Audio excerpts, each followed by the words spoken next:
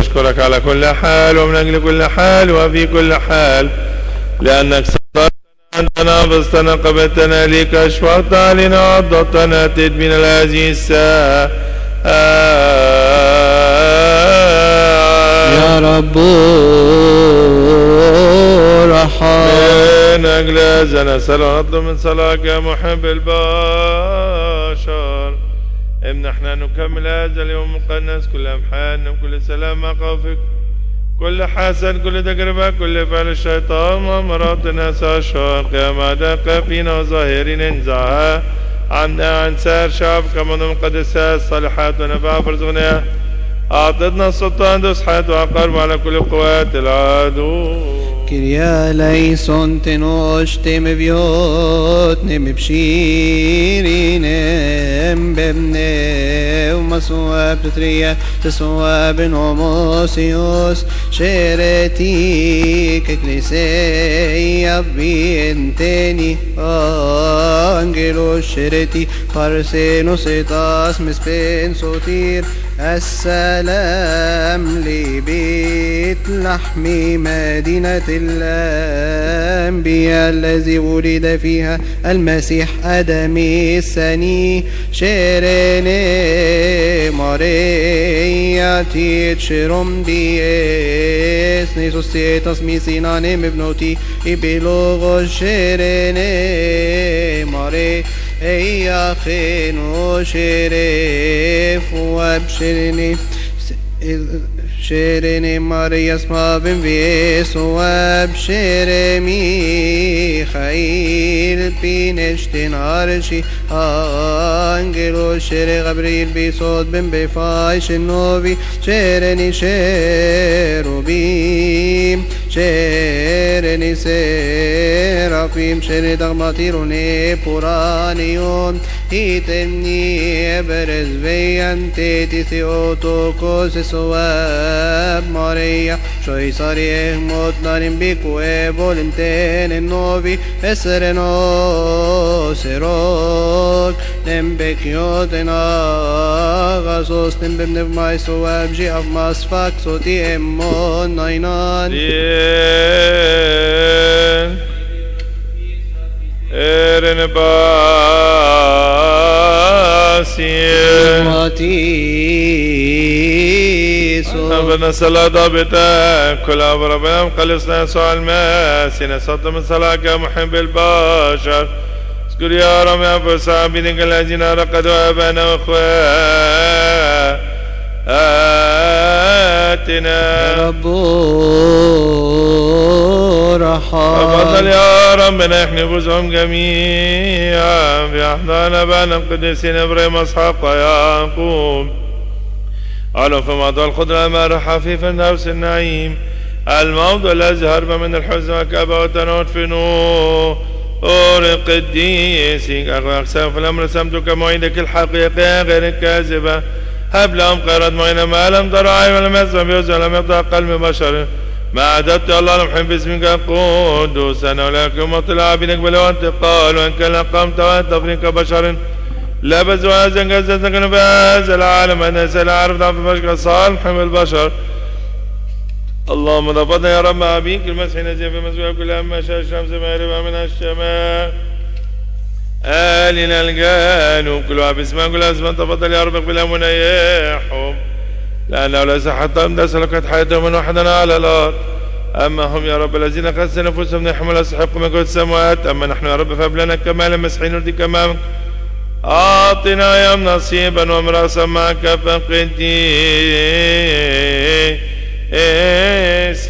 رب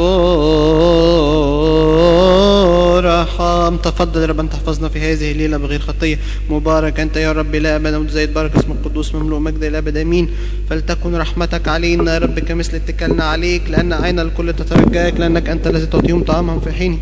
اسمعنا يا الله مخلصنا رجاء أقطار الأرض كلها، وأنت يا رب تحفظنا وتنجينا من هذا الجيل الأبد آمين. مبارك أنت يا رب علمني عدلك، مبارك أنت يا رب فهمني حقوقك، مبارك أنت يا رب أن لي برك يا رب. رحمتك دائما إلى الأبد، أعمال يديك يا رب لا ترفضها، لأنك صرت لي ملجأ من جيل إلى جيل. أنا طلبت إلى الرب وقلت ارحمني وخلص نفسي، فإني أخطأت إليك يا رب. التجأت إليك فخلصني وعلمني أن أصنع مشيئتك، لأنك أنت هو إلهي وعندك ينبوع الحياة. وبنورك يا رب نعين النور، فلتأتي رحمتك للذين يعرفونك وبرك للمستقيم القلوب. لك تجب البركة، لك حق التسبيح، لك ينبغي التمجيد أيها الآب والابن والروح القدس الكائن منذ البدء والآن وإلى أبد الآباد آمين. جيد هو الاعتراف للرب والترتيل لاسمك يعلى عليه، أن يخبر برحمتك في الغدوات وحقك في كل ليلة. قدوس الله، قدوس القوي، قدوس الحي الذي لا يموت، الذي ولد من العذراء ارحمنا.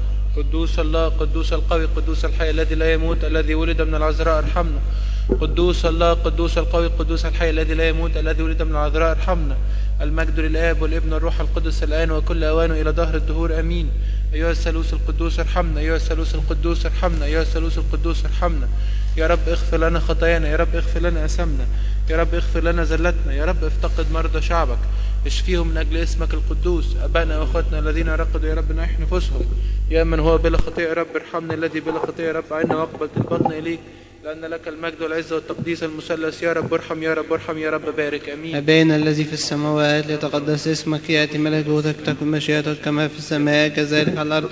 خبزنا كفافنا أعطينا اليوم، واغفر لنا ذنوبنا كما نغفر نحن أيضا المذنبين إلينا، ولا تدخلنا في تجربة لكن نجينا من الشرير بالمسيح يسوع ربنا، لأن لك الملك والقوة والمجد إلى الأبد آمين. خم بخريستوس إيسوس بن شيس السلام. ولكن نسألك القديس الممتلئ مجد العذراء كل حين ذات الإله أم المسيح، استعدي صلواتنا إلى ابنك الحبيب ليغفر لنا خطايانا. السلام للتي ولدت لنا النور الحقيقي المسيح إلهنا العذراء القديسة. اسألي الرب عنا ليصنع رحمة مع نفوسنا ويغفر لنا خطايانا. أيتها العذراء مريم ذات الإله القديسة الشفيعة الأمينة لجنس البشرية، اشفعي فينا أمام المسيح الذي ولدتيه لكي ينعم علينا بغفران خطايانا. شيريني أوتي بارسينوس تيورو إمين أليثيني شيرب شوشون تبنجنو ساريكفو نانين إمانويل تنتي هو ريبا مبيوتي بروستاتي ستنوت نارين بن شويس إيسوس بخريستوس انت فكان النوفينا نيفول الواحد من الثالوث المساوي للآب، لما نظر إلى ذلنا وعبوديتنا المرة طأطأ سماء السماوات وأتى إلى بطن العذراء وصار إنسانا مثلنا بدون الخطية وحدها. لما ولد في بيت إله كأقوال الأنبياء أنقذنا وخلصنا لأننا نحن شعبه. لم يزال إلها أتى وصار ابن البشر، لكنه هو إله الحقيقي أتى وخلصنا. إربسول سيلم مريم خن في قوة صايب شويسا وينا من بسم ريت استوبم وفيريجون كتفريتي اتفجو سنجي دافيد خن بإبسالموس جاسو هيرات سنجتي أوروسا وينا ممكب أورو. سولومون موتيروز هم بيجو انتني جوجتا سوني هو طايش فيري طبوليس مي يروساليم افتيميني غاريروس خنهن ميشن رانفيتشوس جامي ايفولخن بيكيبوس اوثيات صوت بن اروماتا شيريني اوتي بارسينوس يورو امين اليسيني شيرب شوشون تبنجنوس اريكفونان امانويل انتي هو ريبن مفيوتي ابروستاتي سيتنوت نهرين بن شويسيسوس بخريستو انت فكان النوفيناني ميخائيل رئيس السمائيين هو الأول في الطقوس الملائكية يخدم أمام الرب إن الله يرسل لنا ما رحمه ورأفته بسؤال ميخائيل رئيس الملائكة العظيم وتكمل الأسمار بطلبات ميخائيل لأنه قريب إلى الله يسأل عنا كل عطية صالحة وكل موهبة تامة إنما تهبط لنا من فوق من عند أبي الأنوار فلنسبح ونمجد ونسجد للثالوث الأقداس المساوي الدائم إلى الأبد ربرز فابينا ريجون أبي عرشي أنجلوسيس أواب ميخائيل بأرخناني في أوين كان النوبينا نبول شوبين صواري سمسيكون خنمت شوسي تركي الخيطوت جزن بترنتسي أوتوكوس تويم بارسنو سنسيوني بين ماتيهم بطاري ماز بن سوتير العغاسوس انتبولي نخيسي غلهارون تبسمني ننتبهيريني السلام لك يا أيتها العذراء الملكة الحقيقية السلام لفخر جنسنا ولدتي لنا عمانويل نسألك أن تذكرنا أيتها الشفيعة المؤتمنة أمام ربنا يسوع المسيح يغفر لنا خطايانا. نعظمك يا أم النور الحقيقي والمجيدك أيتها العذراء القديسة ليلة الإله لأنك ولدت لنا مخلص العالم لا تخلص نفوس. المجد لك يا سيدنا وملكنا المسيح فخر الرسل كل الشهداء تهليل الصديقين ثبات الكنائس غفران الخطايا. نبشر بالثالوث القدوس لاهوت واحد نسجد له ونمجده. يا رب ارحم يا رب ارحم يا رب بارك امين. بالحقيقة نؤمن بإله واحد الله الآب ضابط الكل خالق السماء والأرض ما يرى وما لا يرى. نؤمن برب واحد يسوع المسيح ابن الله الوحيد المولود من الآب قبل كل الدهور نور من نور إله حق من إله حق مولود غير مخلوق مساوي للآب في الجوهر الذي به كان كل شيء. هذا الذي من أجلنا نحن البشر من أجل خلاصنا نزل من السماء وتجسد من الروح القدس ومن مريم العذراء وتأنس وصلب عنا على عهد بيلاطس البنطي تألم وقبر وقام من بين الأموات في اليوم الثالث كما في الكتب وجلس عن يمين أبيه وأيضا يأتي في مجده ليدين الأحياء والأموات الذي ليس الملك انقضاء. الرب المحيي البصق من الآب نسجد له ونمجده مع الآب والابن الناطق في الأنبياء وبكنيسة واحدة مقدسة جامعة رسولية ونعترف بمعمودية واحدة لمغفرة الخطايا وننتظر قيامة الأموات وحد دار آتي آمين. Tengoște volcait hemti Anastasi senteni mot nembion che tebion esneo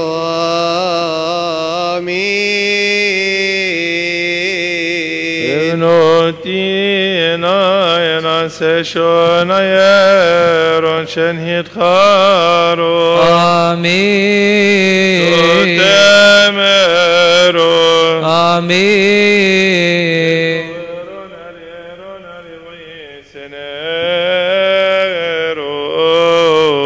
آمين جمعنا بقوك كانوا بناني إيفو من كريا ليسون كريا ليسون كريا ليسون إيرن باسي كتب نفماتيسو يسوع المسيح إلهنا الذي قاطع تلاميذه القديسين ورسل مكرمين إن قائلا نبيا وأبرارا كثيرين اشتهون يروا ما أنتم ترون لم يرون يسمعون ما أنتم تسمعون لم يسمع وليزنكم لنا تسمع فلنستحق أن نسمعنا بنجاك المقدسة في البقنديسي.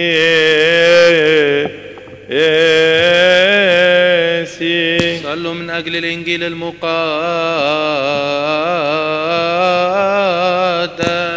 رب رحم. أيضا يا سيدنا كل الذين أمرونا أن نسكن في سؤالنا نرعى دينا فعلك يا رب إلهنا الذين سبق فرقانوا يا رب نيحهم المرضى اشفيهم لأنك أنت حياتنا كلنا خلاصنا كل رجعنا كل شفانا كل قيامتنا كلنا. هللويا هللويا إيسوس بخريستوس بشيريم ابنوت أسماس فنجتي بارسينوس خن فسلي من تتيوزيا كاتاني اسمي بروفيتي كون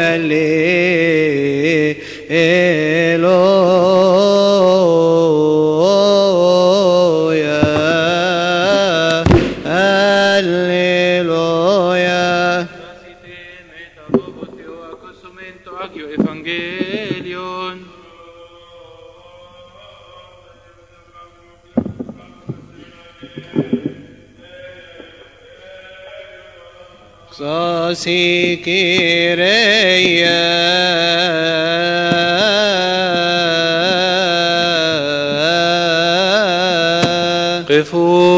قفوا بمخافة أمام الله وانصتوا لسماع الإنجيل المقدس. فصل من بشارة الإنجيل لمعلمنا ماري متى البشير التلميذ الطاهر من تراتيل مزامير أبينا داود النبي الملك الطاهر بركاته مع جميعنا آمين. الذي يعلم يدي القتال وجعل ساعدي أقواسا من نحاس ومنطقتني قوة في الحرب وعقلت كل الذين قاموا علي تحتي. هللويا. مبارك هو الآتي باسم الرب إله القوات ربنا وإلهنا وملكنا كلنا يسوع المسيح ابن الله الحي الذي له المجد الدائم إلى الأبد آمين. ولما دخل كفر نحوم جاء إليه قائد 100 يطلب إليه قائلا يا سيدي غلامي مطروح في بيتي مخلعا ومعذبا جدا. فقال له يسوع أنا آتي وأشفيه. فأجاب قائد 100 وقال يا رب لست مستحقا أن تدخل تحت سقف بيتي لكن كل كلمة فقط فيبرأ غلامي. لأني أنا أيضا إنسان تحت سلطان لي جند تحت يدي أقول لهذا اذهب فيذهب ولآخر تعال فيأتي ولعبدي افعل هذا فيفعل. فلما سمع يسوع تعجب وقال للذين يتبعونه الحق أقول لكم إني لم أجد إيمانا بمقدار هذا في أحد في إسرائيل. وأقول لكم إن كثيرين سيأتون من المشارق والمغارب ويتكئون مع إبراهيم وإسحاق ويعقوب في ملكوت السماوات. وأما بنو الملكوت فيطرحون إلى الظلمة الخارجية حيث يكون البكاء وصرير الأسنان. ثم قال يسوع لقائد 100 اذهب وكما آمنت ليكن لك. فبرأ الغلام في تلك الساعة. والمجد لله دائما. أبانا الذي في السماوات قدس اسمك يأتي ملكوتك مشيئتك كما في السماء كذلك على الأرض. خبزنا كفنا عطنا اليوم واحد نزل لك وأنت خبرنا حمد مسلمين لكن بن بخريستوس يسوس بن شويس نوبيون سو كيريا إيريني باسي دمنغماتيسو. يا سيد رب يسوع المسيح كلمة الله الآب الذي قطع كل بدء قاطع من قبل ألم مخلص محية الذي نفخ فك تميز القديسين ونسمه الكريمين قال ان اقبل الروح القدس من غفرتم خطايا غفرتم مسكتم مع مساكين انعمت على زي عمل فكانت قدس كل زمان في الكنيسه المقدسه ان يغفر قطع الرسول الان ستنصح بشر عن ولادك من حنين برسوم وجه مخصص رزقنا نحمدك اقطع كل بتقدنا كل خطانا لك في شيء بعلم مقبول علم بقول وبالفكر جزع قلب صالح محب الشرف خطانا حالنا باركنا ملنا وخوف وقلنا Min Kyrie eleison, Kyrie eleison, Kyrie eleison. Amin alleluia zuk sabatri, keio ke agiub pneumatike ninkaike. Tosi onas toni onan amin ten oshe volengo emoje oven shois isos be Christus dietav masfin Bethlehem Teti Yosea, Ruben so som segon ten oshe volengo emoje oven shois isos be Christus الذي ولد في بيت لحم.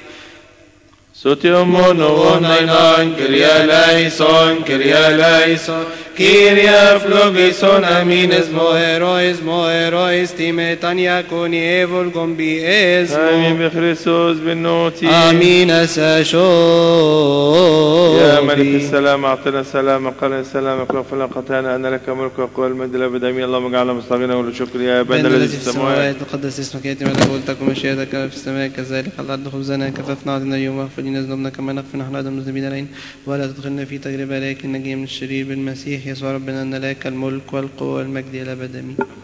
الآب نعمة الوحيد شركة موهبة وعطية روح القدس وجميعكم سلام رب يكن معكم.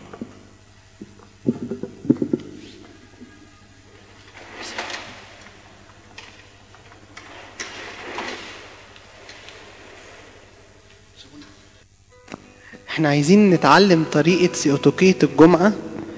فيها بيت مشهور قوي يمكن ناس كتيرة عارفاه اللي هو بيقول هو أخذ الذي لنا وأعطانا الذي له. حبيت نقولها النهاردة علشان بميلاد المسيح هو بداية الخلاص، يعني هو عايز يدينا اللي عنده، عايز ياخد مننا احنا الحاجات اللي مش مظبوطة فينا ويدينا الحاجات اللي من عنده. فهي التسبيحة بتقول كده، فاحنا هي طريقتها سهلة وهنقولها بالعربي، هتسمعوها مني بس طريقتها مرة واحدة وبعد كده نقولها واحدة واحدة مع بعض.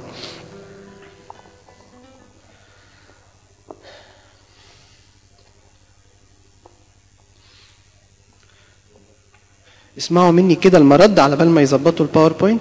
هو أخذ الذي لنا وأعطانا الذي له نسبحه ونمجده ونزيده علوا. بنفس الطريقة دي هنقول الأبيات. نبدأ من الأول. مباركة أنت في النساء ومباركة هي ثمرتك يا مريم أم الله العذراء غير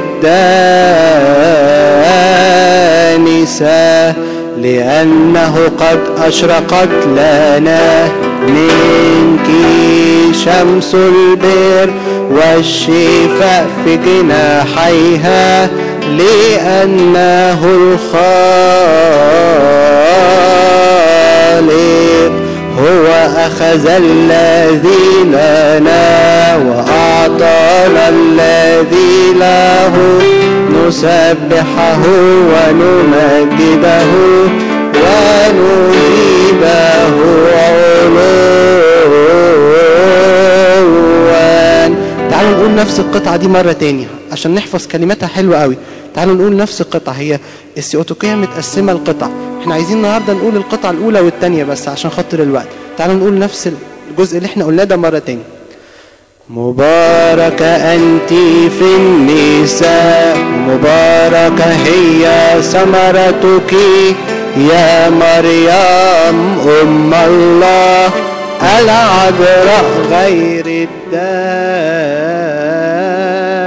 الدانسة لأنه قد أشرقت لنا منك ثمرة شمس البر والشفاء في جناحيها لأنه الخالق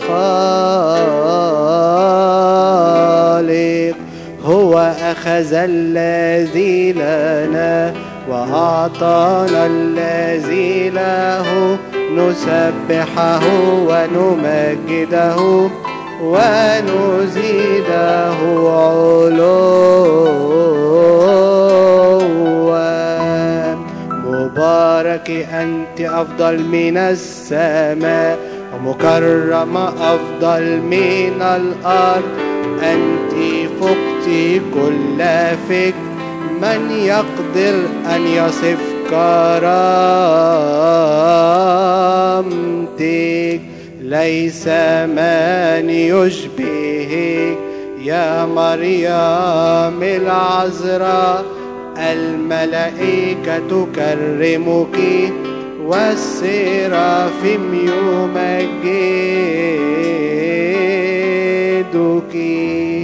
لأن الذي على الشروبيم أتى وتجسد منك، حتى اتحدنا به بل صلاحه. هو أخذ الذي لنا وأعطانا الذي له، نسبحه ونمجده ونزيده علوا.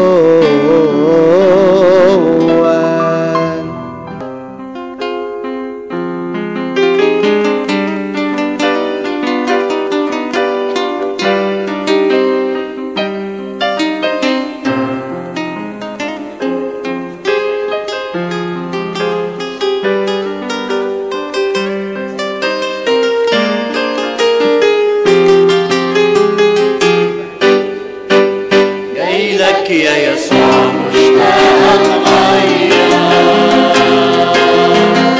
في ايديا قد مهموم متحير. جايلك يا يسوع مشتاق اتغير، في ايديا قد مهموم متحير. شخصك وحده هو اللي يغير، ولا يبقي إبليس ينزل ويعير. وحدك يا يسوع ترفع كل الأتعاب، دمك يا يسوع مرشوش على الأعداء. وحدك يا يسوع ترفع كل الأتعاب، دمك يا يسوع مرشوش على الأعداء. عالماضي ندوس نكسر عندك أطياب، واسكت واركع يا يسوع قدامك،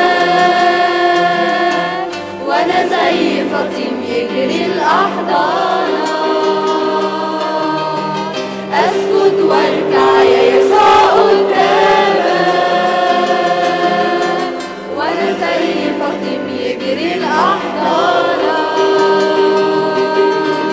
طعم الحرية هدوء وسلام، حاسس بأمان يرويني حنان. وحدك يا يسوع ترفع كل الأتعاب، دمك يا يسوع مرشوش على الأعداء. وحدك يا يسوع ترفع كل الأتعاب، دمك يا يسوع مرشوش على الأعداء.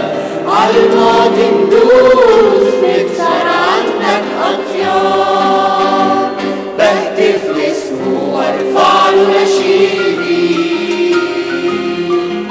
حقه في قلبي سلطانه في ايدي،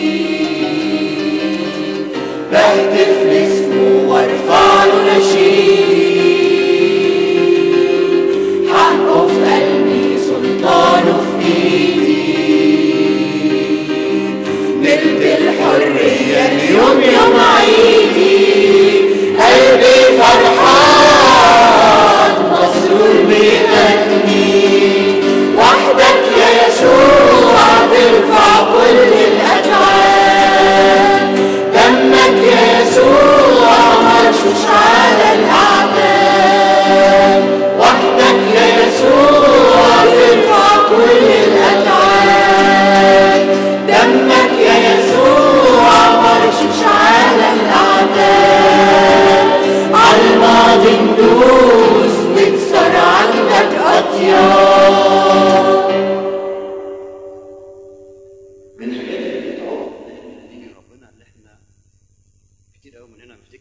يجي ربنا لازم يتغير الاول وبعدين يجي ربنا. الكلام ده مش صحيح. عمرنا ما هتغير من نفسنا. انت بتيجي ربنا كده زي ما انت، تيجي كده بعبلك، تيجي كده زي ما انت، وهو بيغير. هو كل اللي طالبه منك عشان يشتغل فيك هو الإذن منك ان هو يخش حياتك، لانه حنين جدا، لانه لطيف جدا، ما بيقتحمش حياة حد، انما بيستنى واقف على الباب علشان تقول له ادخل، فهو يدخل فيغير. خلينا نقول الترنيمة الجاية دي ترنيمة صلاة، نطلب منه انك تعالى شكلني ارجع لشكل الاولاني خالص، زي ما خلقت عليه ادم، زي ما خلقت عليه الانسان الكامل. عايز ارجع كده تاني. خلينا نصلي الترنيمة الجاية دي.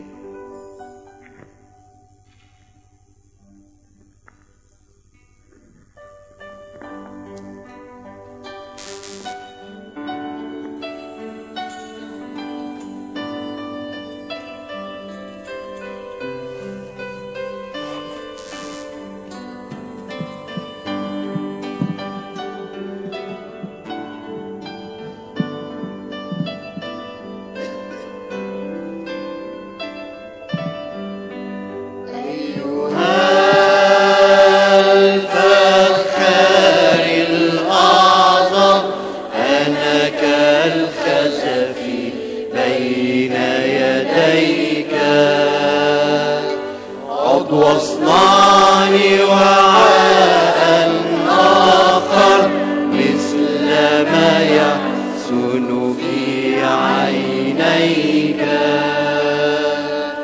أيها الفخار الأعظم. أنا كالخزف بين يديك، عد واصنعني وعاء آخر مثل ما يحسن في عينيك. أخضع ذاتي دون عناد لأصابعك تشكل فيا. لن أتوجع لن أتراجع، فأنا اشتقت لعملك فيا. أخضع ذاتي دون عناد لأصابعك تشكل فيا. لن أتوجع لن أتراجع، فأنا اشتقت لعملك فيا. أيها الفخار الأعظم، أنا كالخزف بين يديك. عد واصنعني وعاء آخر مثل ما يحسن في عينيك.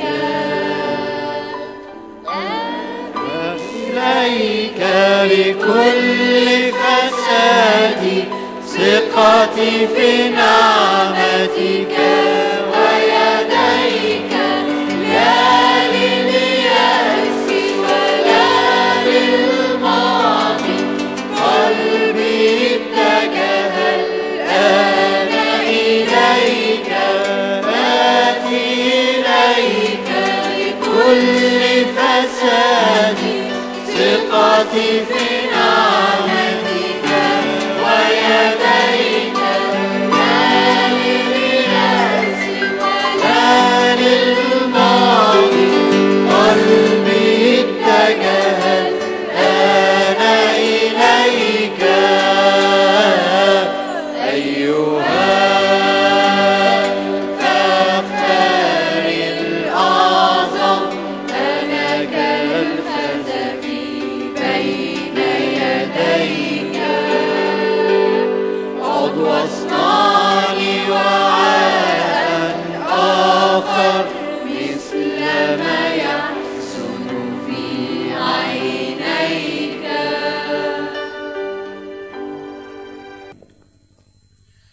بقالنا فترة ما عرضناش سؤال محيرني علشان كان عندنا الاجتماعات المتميزة، فما بنحبش نقطع فقرة التسبيح الطويلة بحاجة كلمة في النص، خاصة ان بيبقى فيه كلمات متعددة، لكن بنعمة ربنا نرجع على طول اعتبارا من المرة اللي جاية. النهاردة ما عندناش موضوع معين هنعرضه، لكن هنديكوا برنامج الشهر اللي جاي او الشهر ونص اللي جاي، ايه الموضوعات اللي هنعرضها. هنأكد على الناس اللي عندها اسئلة، كل اللي عنده اسئلة واتبعتت احنا مجمعينها كلها، يمكن ناس كتير مش حاضرة لكن متجمعة كلها ومحطوطة في البرنامج.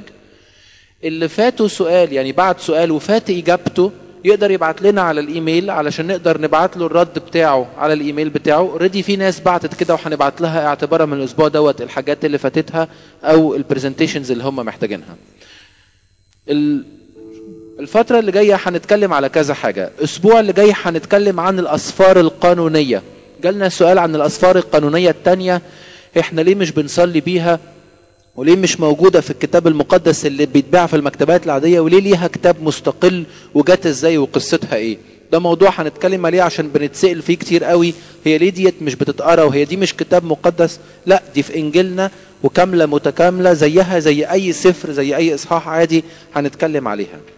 هنتكلم المرة اللي بعدها على نسب المسيح، لأن مذكور في الكتاب المقدس مرتين كل مرة بشكل، فالناس بتسأل انتوا بتقولوا المسيح له نسب وبعد كده بتيجوا تقولوا لا ده له نسب تاني خالص، هي القصة ماشية ازاي؟ وفين نسبه من آدم وحواء لحد ما جه المسيح، وفين الأسباط مشيت ازاي؟ الأسبوع اللي بعده هنتكلم على آية في سفر هوشع النبي، آية حلوة قوي، في واحد باعت فيها سؤال، مش هنقول الآيات دلوقتي لكن خليها لوقتها، آية محيرة جدا الناس مش فاهماها ايه الرد بتاعها وايه تفسيرها وفقا لتفاسير الآباء. الآية الأسبوع اللي بعده آية حلوة قوي في بشارة من البشاير، بيقول زي ما قال أشعياء النبي وأخذوا 30 من الفضة ثمن المسمى واشتروا بيه حقل الفخاري. والآية دي مش موجودة في سفر أشعياء لكن موجودة في سفر أرميا. هو الروح القدس بيخطئ ولا هي القصة ماشية ازاي؟ ايه المقصود في الحتة دي هيت؟ والقديس اللي اشار لكده كان قصده على ايه في الآية، واضحة قوي من سياق الكلام. الاسبوع اللي بعده غالبا ده هيبقى 24 فبراير هنتكلم على ألوهية المسيح. احنا عندنا موضوع ألوهية المسيح، عندنا موضوع التثليث والتوحيد، دول موضوعين حيويين جدا. يوم 24 فبراير هيبقى الدور على لاهوت المسيح، ألوهية المسيح، ازاي المسيح هو الله وأين صراحة منصوصة في الكتاب المقدس، واللي بيسألونا بيعترفوا بكده ولا ما بيعترفوش بكده، كل الحاجات دي هي هنجاوب عليها. وبعد كده عندنا سؤال حلو قوي، هنكون دخلنا في شهر مارس عن انه لما الله جه فدى البشرية واليهود صلبوه، عن طريق هذا الصلب خلى يتم الفداء للبشرية. طب يعني اللي بيسأل السؤال بيقول طب افرض اليهود ما كانوش صلبوا المسيح، ما كانش هيتم الفداء؟ طب احنا زعلانين منهم عشان هم صلبوه؟ ده احنا المفروض نشكرهم. دي أسئلة بنسمعها من ناس كتير سواء مسيحيين أو بالأكثر غير مسيحيين، بنتسأل فيها وعن اختلافات في الكتابنا المقدس، ادعاء اختلاف، هنجاوب عليها كلها. اللي عنده سؤال يبعت لنا على الإيميل، احنا عارفينه، احنا ما عملناش برزنتيشن النهارده لكن احنا عارفينه، answers@ymmalakchurch.org. هنراجع بس موضوع الويب سايت اللي هيعلن عنه النهارده دهوت، مينا خلاف هيعلن عنه. لو في تعديل في الايميل بسبب موضوع الويب سايت بتاعنا او كده هنقوله، غير كده هيفضل زي ما هو وهنأكد عليه الاسبوع اللي جاي.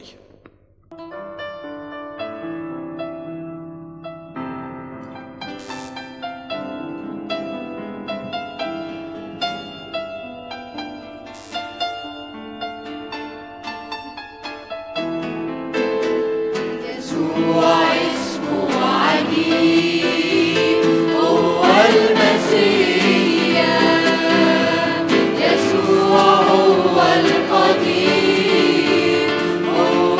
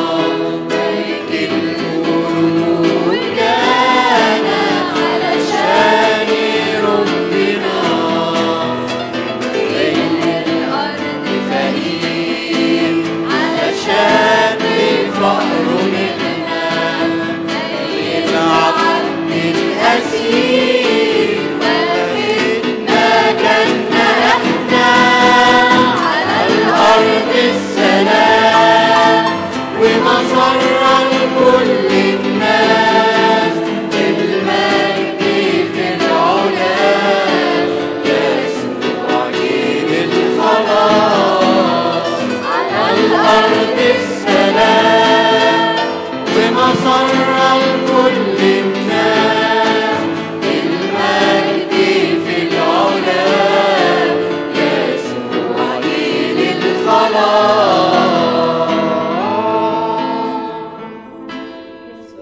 يا كنيسة افرحي، املي قلبك أماني، بصلاتك افرحي، لعريسك جاي تاني.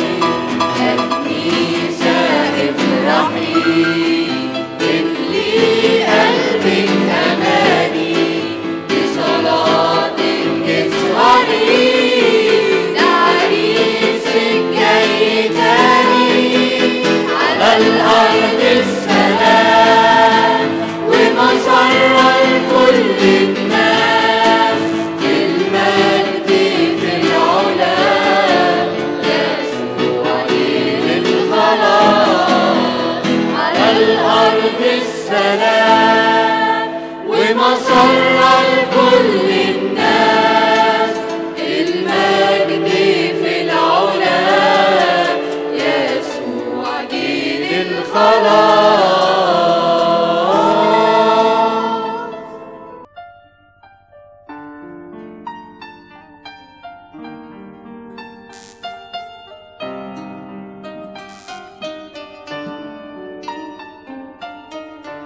محلى السجود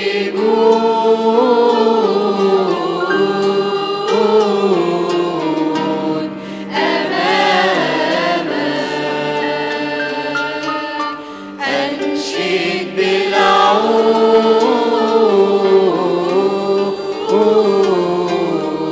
لجلالك.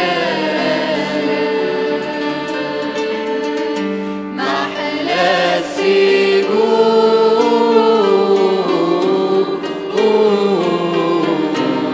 أمامك، أنشد بالعود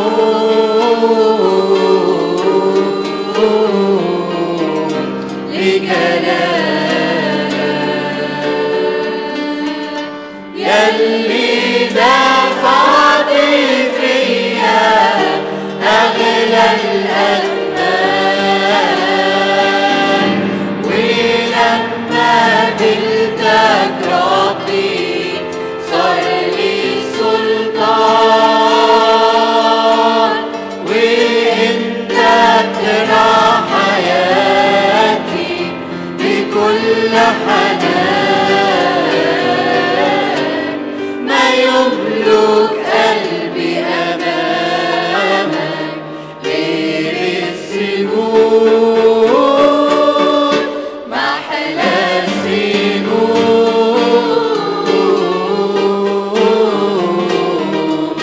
أمامك، أنشد بالعود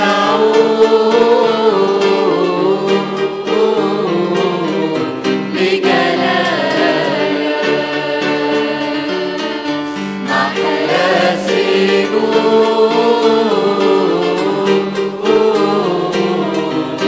أمامك، أنشد بالعود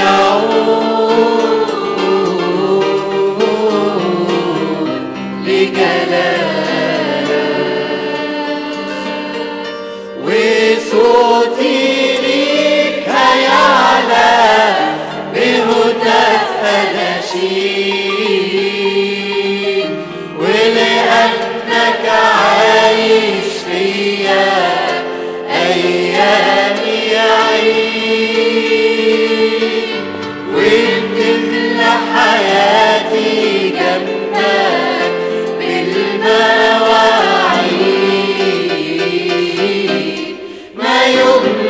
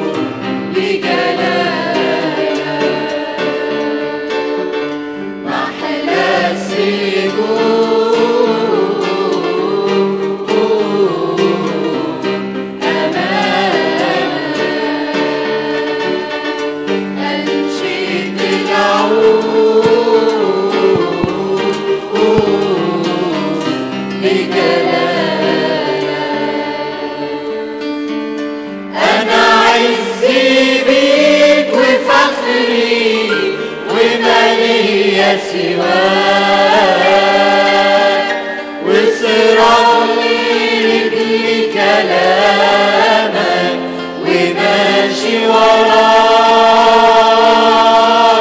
وعلى أيامي يا ربي ميسود ما يملك قلبي أمامك غير السجود، محلى السجود أمامك أنشد بالعود لجلالك، محلى السجود أمامك أنشد بالعود لجلالك.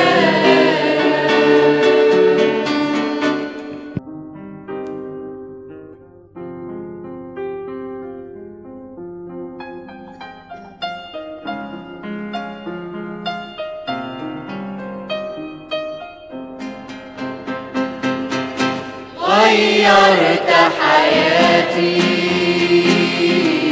بحب عجيب، ومعاك في سماك بقى ليا نصيب. غيرت حياتي بحب عجيب، ومعاك في سماك بقى ليا نصيب.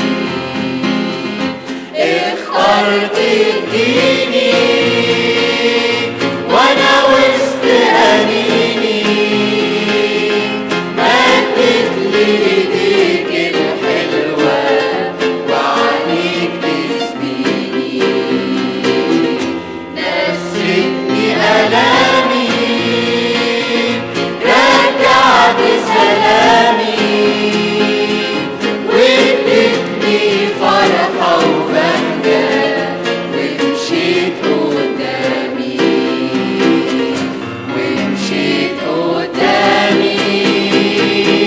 غيرت حياتي بحب عجيب، ومعاك في سماك بقى ليا نصيب. غيرت حياتي بحب عجيب، ومعاك في سماك بقى ليا نصيب. وفي ضعفي هجيلك يا يسوع واناديلك، تغسلني بقوة دمك يرفعني صليبك، تشفيني جروحي وتبدل نوحي، بسعادة ونصرة شخصة تنعش لي روحي، تنعش لي روحي. غيرت حياتي بحب عجيب، ومعاك في سماك بقى ليا نصيب. غيرت حياتي بحب عجيب، ومعاك في سماك بقى ليا نصيب. أيامي الجاية في ايديك محمية، مش خايف على المستقبل عشان انت رعية، واثق في وعودك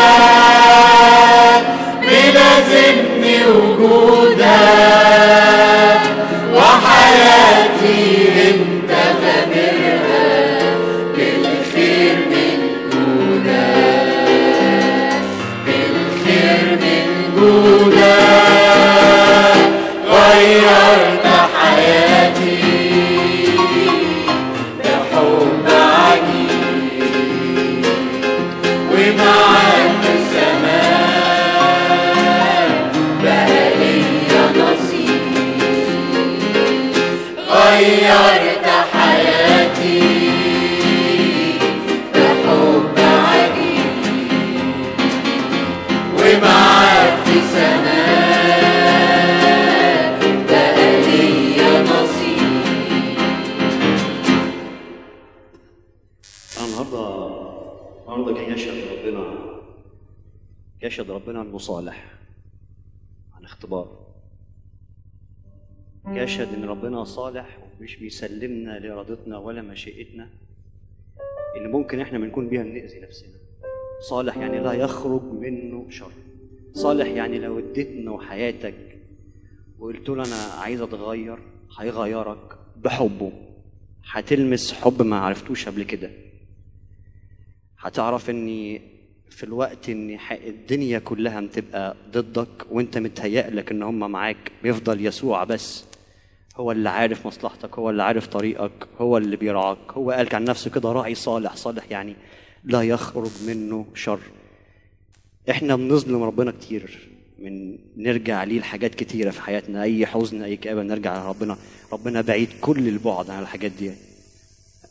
ربنا بعيد كل البعد عن الحاجات دي. البشر وإحنا حاجات كتيرة جدا هي تتسبب في ألمنا وأذيتنا، إنما ربنا بصلاحه وبحبه بيقدر يحول الشر دوت لصالح لينا والخير لينا. خلينا نقول الترنيمة الجاية دي ترنيمة واحد بيحب ربنا، ترنيمة واحد بيسبح له وبيدوب فيه.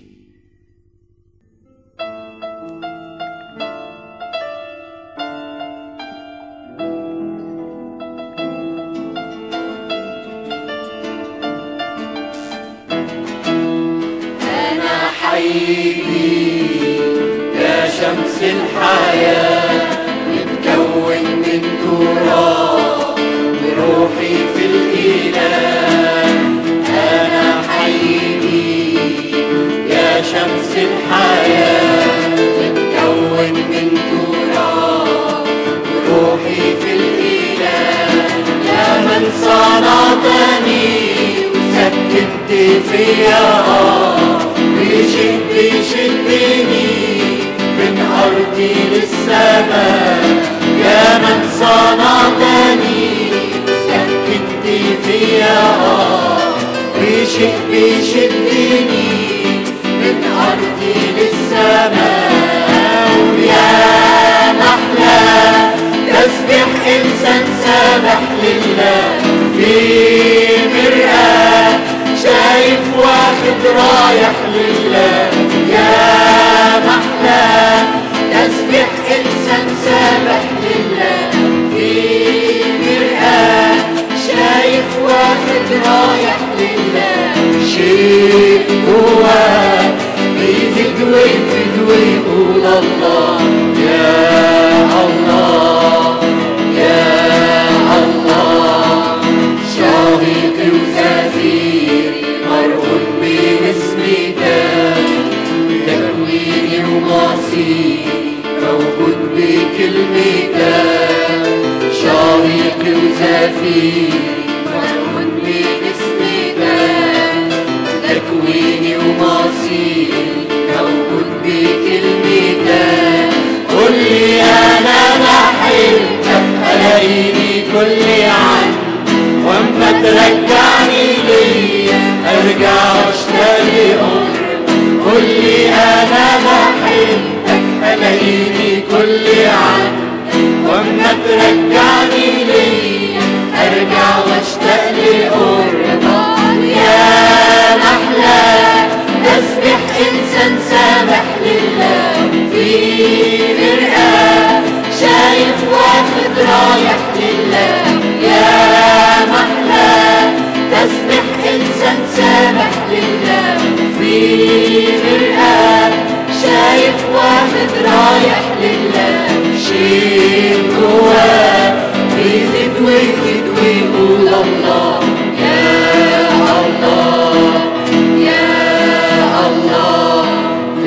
حاضر اسألني فيني الاقيني في اتجاه وجهك والاقي عيني مفتوحة للصلاة. في الحضر اسألني فيني الاقيني في اتجاه وجهك والاقي عيني مفتوحة للصلاة.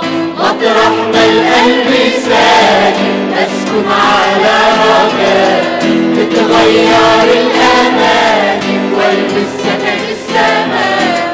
مطرح ما القلب ساكن أسكن على رجاء تتغير الأماكن والبس سكن السماء. يا محلى تسبح إنسان سابح لله في مرآة شايف واخد رايح لله.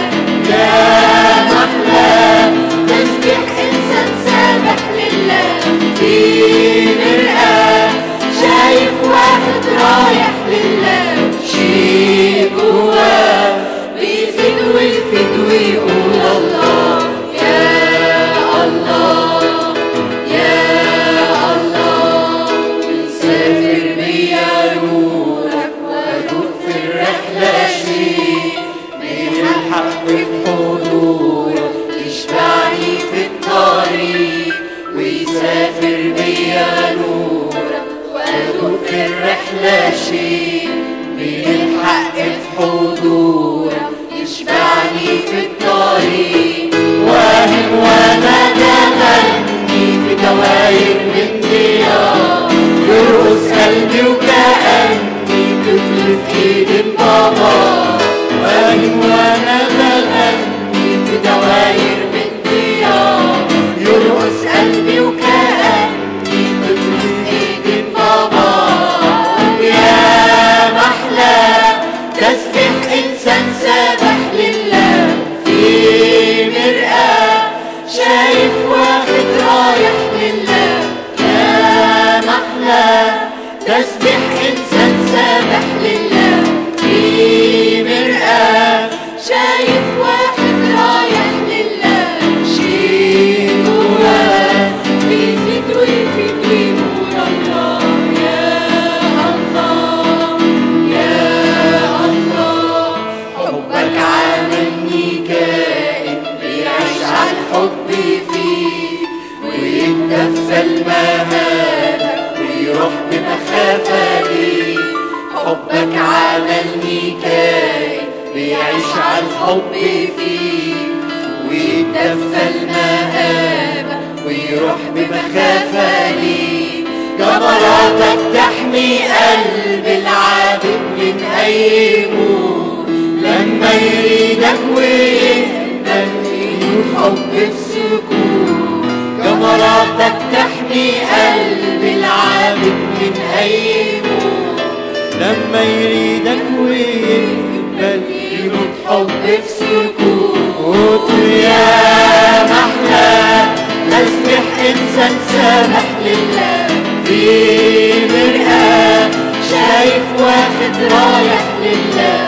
يا محلى تسبح إنسان سامح لله في مرآة شايف واخد رايح لله. شيء جواه بيزيد ويفيد ويقول الله يا الله يا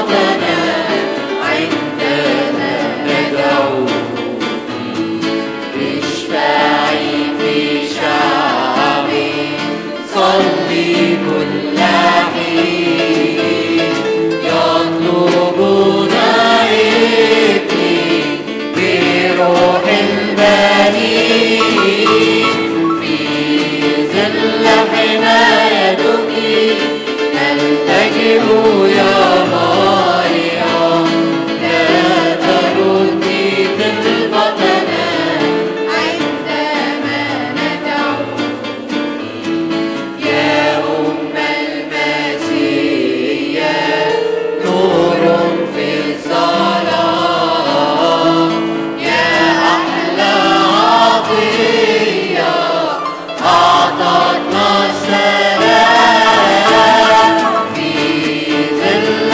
حمايتك نلتجئ يا مريم لا تردي طلبتنا عندما ندعوك في ظل حمايتك نلتجئ يا مريم لا تردي طلبتنا عندما ندعوك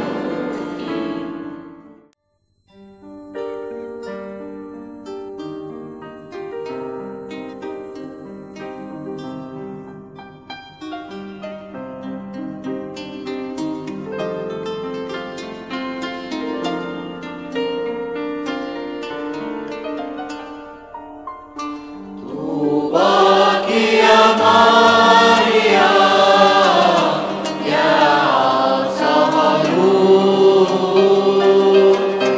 يا أمة موسى شريك هارون طوباك يا مريم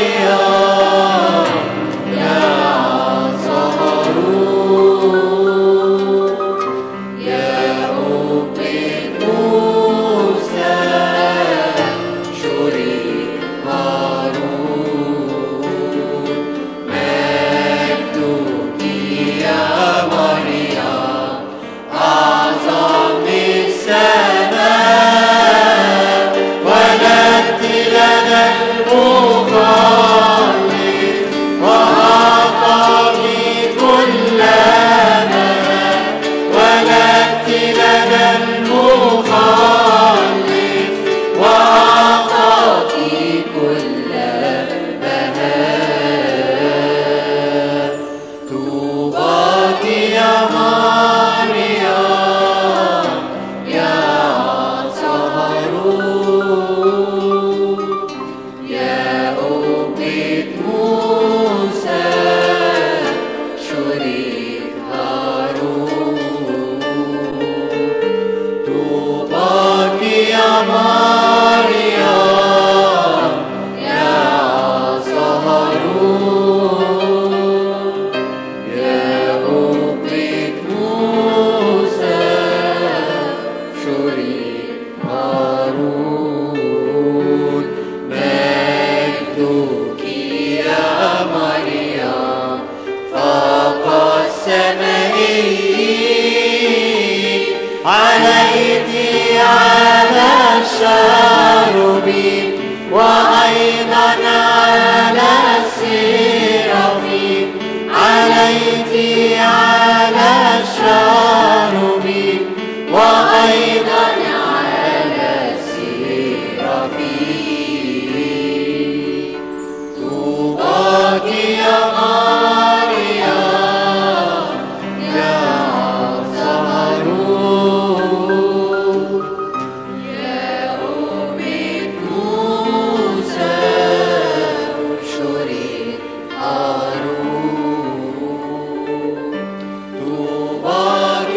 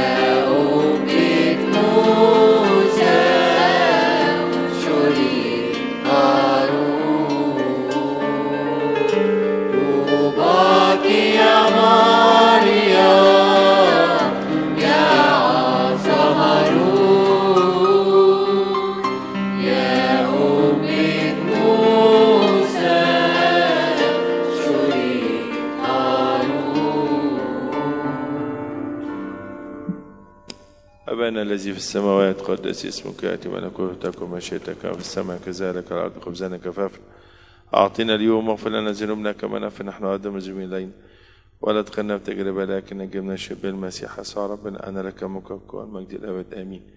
بسم الآب والابن والروح القدس إله واحد آمين. يباركنا النهارده قدس أبونا المحبوب أبونا رفائيل. أبونا هيكلمنا في موضوع عن مكانك يا رب في القلب. مكانك يا رب في القلب.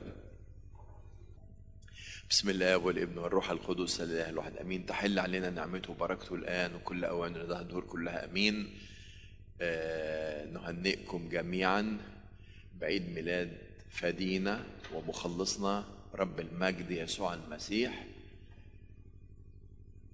واحنا في الكنيسه بنحتفل بعيد الميلاد المجيد، وده احد الاعياد السيديه الكبيره. ما حدش يقول العيد الصغير والعيد الكبير، ده عيد سيدي كبير بنحتفل بيه، والكنيسه بترتل وتترنم بالالحان الفريحي لغايه يوم عيد الختان اللي هو هيوافق يوم الحد اللي جاي. والحقيقه عيد الميلاد يمكن فقد حلاوته وطعمه كمناسبة روحية في الغرب. دلوقتي بيحتفلوا بيه كمناسبة اجتماعية ويتبادلوا الهدايا والزينات، وابتدوا يفرغوه من مفهومه الروحي. احنا لسه نشكر ربنا بنتمتع بمفاهيم روحية لعيد الميلاد المجيد. داود النبي يقول خبأت كلامك في قلبي لكي لا أخطئ إليك. خبأت كلامك في قلبي لكي لا أخطئ إليك.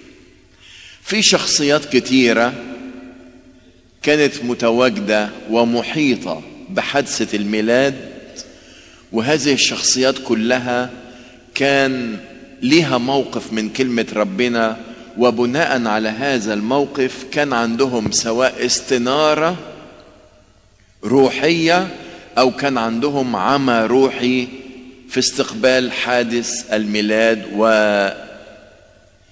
والتعامل مع ميلاد السيد المسيح له المجد. النبوات في العهد القديم كلها بتتكلم عن ميلاد رب المجد يسوع المسيح. هل عذراء تحبل وتلد، وان هو هيتولد في بيت لحم، ونبوات كتيرة، وفي نجم هيصاحب ميلاده. نبوات كتيرة موجودة، ولكن مش الكل أدرك ميلاد السيد المسيح في وقته. كان الموضوع موضوع هل كلام ربنا موجود في القلوب ولا بس محفوظات بنحفظها. أحبائي احنا في القداس بنحضر القداس وبنتناول، لكن هل احنا عايشين القداس؟ هل القداس ده بنعيشه بفهم روحي ولا مجرد موضوع كده بنعيشه جسديا ونعيشه زمنيا وخلاص وبيتنسى؟ في فرق بين واحد بيتقدم للتناول وهو يدرك عظمة هذا السر اللي مقدم عليه ياخده منه، وواحد اهو ياخدها حدث روتيني في حياته. لو استعرضنا الشخصيات المحيطة بالميلاد وتعاملهم مع كلمة الله هندرك فيهم مين اللي فاز بالمعرفة والتعزية الروحية، ومين اللي عدت من قدامه وما حسش، ومين اللي قاومها وكان رافضها. الست العذراء جالها المبشر غبريال الملاك ويقول لها ستحبلين ولتلدين ابنا، فقالت ببساطة كده كيف يكون لي هذا وأنا لست أعرف رجلا؟ فراح الملاك يقول لها الروح القدس يحل عليك وقوة العلي لتظللك، لذلك القدوس المولود منك يدعى ابن الله. تروح تقول ليكن لي كقولك، هو ذا نعمة الرب، ليكن لي كقولك. أدركت إن هي بقت إناء مقدس، أداة في إتمام هذا السر، سر التجسد، وابتدت تعيش أفراح الميلاد، وابتدت تعيش مع كلمة الله المتجسد. واحد زي يوسف النجار عنده النبوات، ده واحد من الناس الكبار في قومه، وإنسان تقي، وإنسان يعيش كلمة الله بحقيقة. ولما ابتدى كده ضميره وجعه، هذه الإنسان الروحية الورعة التقية اللي أنا كلفت برعايتها من قبل المجموعة بتاعتي ومن قبل الشيوخ السبط بتاعي، إزاي ألاقي عليها علامات الحبل؟ وبقى متردد. وبعد كده قال كان في حلين، يا إما يفضح وتكون عقوبتها الرجم، يا إما يستر. طب اللي في قلبه كلمة ربنا يعمل ايه؟ يستر. يقول كده الكتاب: أراد تخليتها سرا، لم يكن يريد أن يشهرها، أراد تخليتها سرا. يعني هيطلق حال سبيلها، روحي كده لحال سبيلك وأنا خليني في حالي، وانتهى الموضوع. فلما ربنا لقى الصراع اللي جوه يوسف النجار، صراع كده بين اللي شايفه بعينه وبين قلبه الحلو، يروح ربنا يديله كده تعزية، يقول له: ما تخافش يا يوسف، ما تخافش. ده كله ده لتتم أقوال الكتاب المقدس اللي انت عارفها، اللي انت شايلها في قلبك. ويوسف النجار يحتفظ بصمته الكامل إزاء هذا السر اللي ما حدش يقدر يحتمله ويعيشه. ويوسف النجار عارف إن مشيئة الله هي اللي بتسير حياته، وربنا هو اللي بيقود مسيرة حياته. بيوت كتيرة في بيت لحم صدت الأبواب عن استضافة السيدة العذراء لتضع مولودها. بيوت كتيرة تصدت واتقفلت. اوعوا تفكروا ان ما كانش في مكان في البيوت، كان فيه، لكن في بيوت ما عندهاش استعداد تدي، تفرح وتفرح.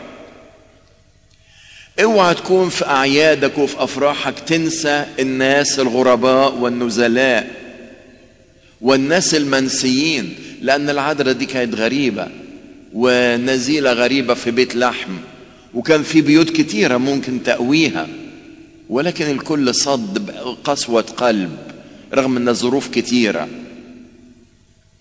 الاسبوع اللي فات كنت في الكنيسة، كان الجو ابتدى شدة البرد اللي احنا فيها دلوقتي، فالإنسانة في منتهى الهدوء والاتضاع قلت لي: أبونا ده الدنيا ساقعة قوي. أنا استغربت من الكلمة، قلت لها: حلو، ما هو جو طوبة وكده، أنا واخدها بطوبة وأمشير وكده. هي اللي لقيتها بتطلع فلوس من جيبها تقول لي: أبونا ممكن تشتري شوية بطاطين لناس محتاجين لها؟ حلو، كلمة ربنا شغالة، العطف على المحتاجين، أشعر باللي حواليا. كلمة ربنا شغالة بس بطريقة مش نظرية، مش يا رب دفيهم، يا رب أكلهم، يا رب شربهم. بتعيش الكلمة، عايشة الكلمة، خبأت كلام ربنا في قلبها وعايشاها.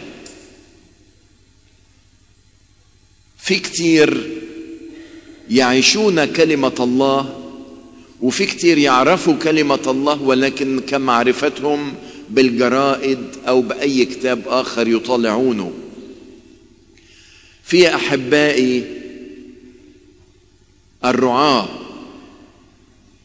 وكلمة الله كانت في قلوبهم، كان ممكن لما الملائكة ظهرت لهم يقولوا: احنا يمكن بيتهيأ لنا، ده احنا رعاة وغلابة، الرؤى دي مفروض تظهر للناس العظماء وللكبار الكهنة ولرؤساء الشعب، ما هو للأنبياء، مش تظهر لنا احنا بس.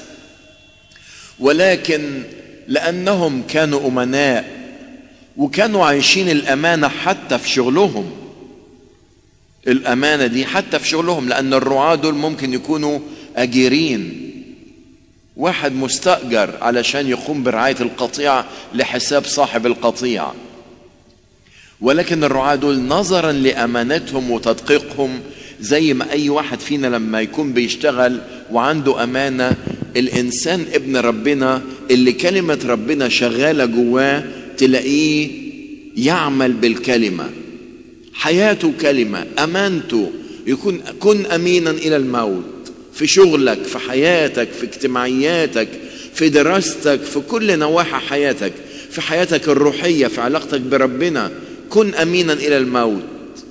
وكانت نتيجة أمانتهم إنهم استحقوا أن تعلن لهم السماء عن ميلاد المخلص. ها أنا أبشركم بفرح عظيم يكون لجميع الشعب. إحنا لغاية النهاردة عايشين الفرح ده اللي بشر به الرعاة من قديم الزمان. فرح عظيم يكون لجميع الشعب. انتم فرحانين ولا لا بعيد الميلاد؟ اللي فرحان بعيد الميلاد ده كويس، عايش على مستوى خبأت كلامك في قلبي. اللي مش فرحان يبقى لسه العملية، لسه كلمة ربنا مش عاملة وفعالة في حياته، لسه ممكن العالم يغطيه بنكد، يغطيه بحزن، يغطيه بكآبة، يغطيه بقلق. اللي كلمة ربنا شغالة فيه تلاقيه عايش بفرح، عايش بطمأنينة، مش خايف من بكرة، ما عندهوش اضطراب في داخله. كلمة ربنا ووعود ربنا الصادقة في قلبه تلاقيه عايش عليها، مهما الدنيا تقلب، مهما الدنيا تعدل، هو فرحان. كلمة ربنا عطياله سلام وطمأنينة. الرعاة يسمعوا البشارة المفرحة دي، يروحوا واخدين بعضهم على طول ويروحوا على بيت لحم لينظروا هذا الطفل الذي بشرت به السماء. ولد لكم اليوم في مدينة داود مخلص. مدينة داود دي بيت لحم، مدينة يعني غير مذكورة على الخريطة في ذلك الوقت. وأنت يا بيت لحم لست الصغرى، لأنها فعلا صغرى غير مذكورة، ولكن دي مدينة الملك العظيم داود. هم عارفين في مدينة داود دي بيت لحم، عندهم استنارة رغم انهم بسطة، ربنا يعطيهم استنارة ويروحوا ياخدوا بعضهم ويتقابلوا مع الطفل اللي كتير كانوا رافضينه. المجوس يا أحبائي رغم ان هم وثنيين وناس ملوك، يعني ما هماش فقراء عايشين كده على باب الله، لا، دول ناس ملوك ولهم كيان ولهم عظمة ولهم. وأول لما يشوفوا النجم على طول ما توارثوه من أجدادهم عن ظهور نجم يبشر بميلاد ملك عظيم، طلع على الوش في ساعتها. هو ده النجم اللي أجدادنا والعلماء اللي قبلنا والناس اللي توارثوه من أيام اختلاط بني إسرائيل في السبي بشعوب بلاد فارس، هو ده النجم العظيم اللي يبشر بميلاد ملك عظيم. ويروحوا واخدين بعضهم ويتكبدوا مشوار يقضي معهم قد ايه المشوار ده؟ شهور لغاية لما وصلوا إلى بيت لحم، واللي بيقودهم نجم. في كلمة مؤتمنين عليها، في نبوة موجودة وماشيين عليها ومصدقينها. وأول لما يوصلوا يبتدوا يفكروا بعقولهم البشرية فيتلخبطوا، يضلوا الطريق، يروحوا يخبطوا على هيرودس، يروحوا يخبطوا على الملك الأرضي، يروحوا يخبطوا ويسألوا في السلطان الزمني، فيتلخبطوا والنجم يختفي. وبعد كده لما هيرودس يقابلهم يروحوا تاني، هم مجتهدين، كان غيرهم يقول لك احنا خدنا المشوار ده والملك مش في بيت الملك، يبقى ما فيش ملك خلاص، ما هو الملك يولد في بيت ملك، الملوكية تتوارث. لكن لأجل ما تكبدوه من مشقة وتعب ربنا يسمح بظهور النجم مرة أخرى ويدلهم على المولود ملك اليهود، وأتينا لنسجد له ويقدمون له الهدايا. ده مين دول؟ دول من شعوب الأرض، من الأمميين، استحقوا أن يروا ما لم يدركه كبار القوم اليهود في ذلك الوقت. هيرودس يقاوم كلمة الله، ويتقلب كيانه، ما يعرفش ينام، ويجد في ظهور هذا الطفل يسوع المسيح يجد في تحدي له.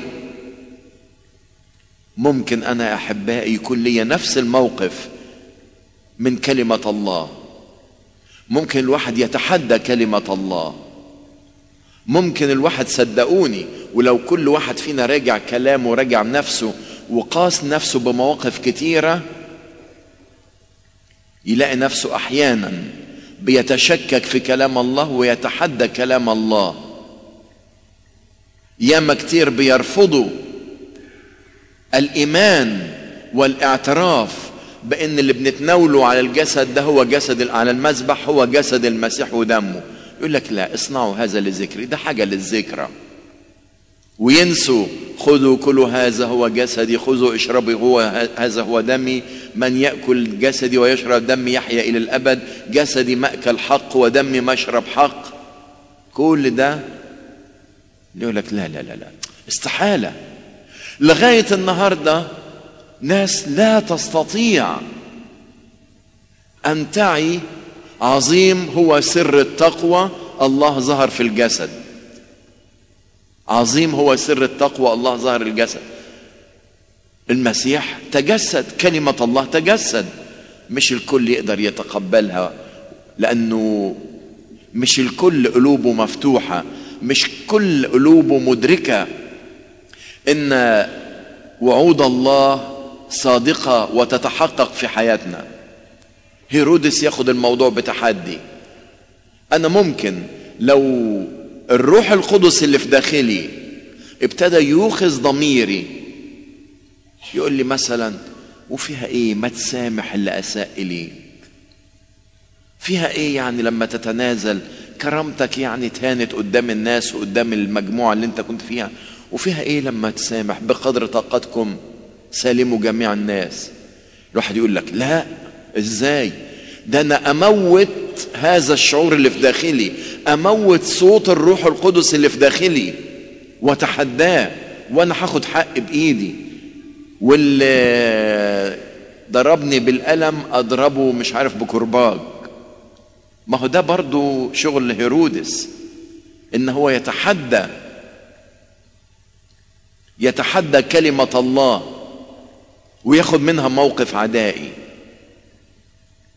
كتير يا أحبائي شخصيات كانت موجودة وقت ميلاد السيد المسيح، والكل شخصية كان موقف مبني ومترتب على قد إيه كلمة الله في داخله تعمل في حياته أو لا.